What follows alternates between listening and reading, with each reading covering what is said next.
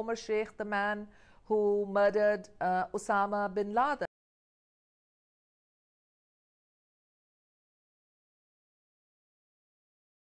Critics say it was doomed to fail.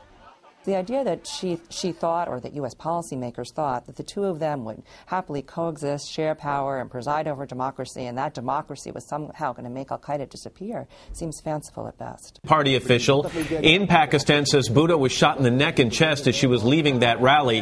At least 20 other people were killed. It's a devastating blow for Pakistan, which was headed to parliamentary elections next month.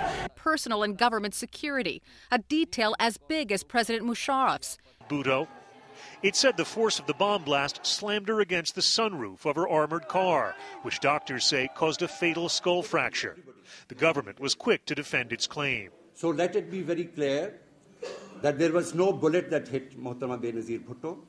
There was no splinter that hit Mohtarama Benazir Bhutto. The Interior Ministry claims telephone intercepts point to al-Qaeda as having coordinated the killing, specifically this man, Baitullah Masood. Injuries to her head. When we bathed her, we saw that, the back of her head. And this morning, the government comes up with the most bizarre, dangerous nonsense by abdicating, and it indicates that they're abdicating themselves of all responsibility by saying that she may have knocked her head or concussed her head against one of the levers on the sunroof, which really is not just nonsense. I think it's dangerous because it is seeking to completely pour water over all the sufferings of not just her own person, but her entire family and this party and this nation who are looking for answers and not just ridiculous statements. We are not pointing Let's just make sure we understand here now the nature of this.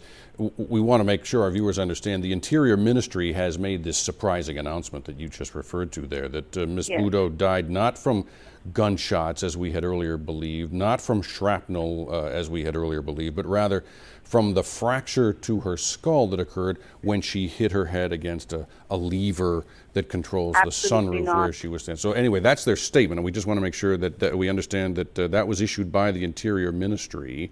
Yes, this is shockingly, it's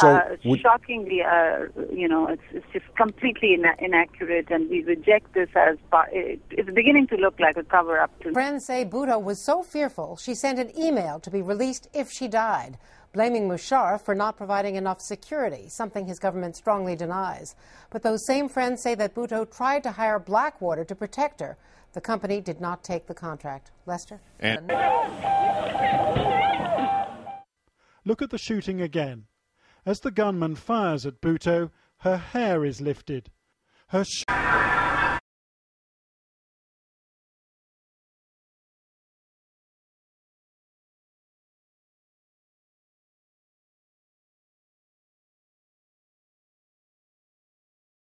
of a man apparent. Blood was continuously trickling down, and whitish material that looked like brain matter was seen in the wound and on the surrounding hair.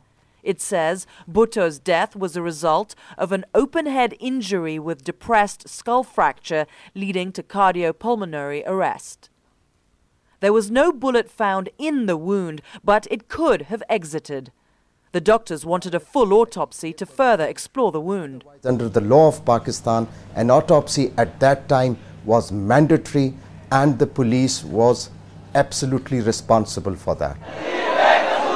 Minalla says the police chief did not agree to an autopsy.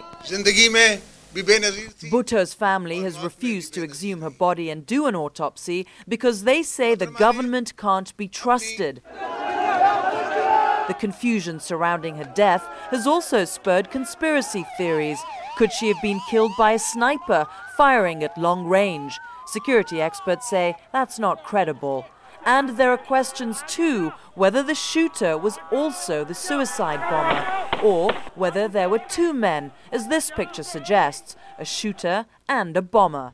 Without an autopsy, any conclusion is almost impossible. So for now, a shocked population lives with confusion and speculation. Zain Verji, CNN, Islamabad.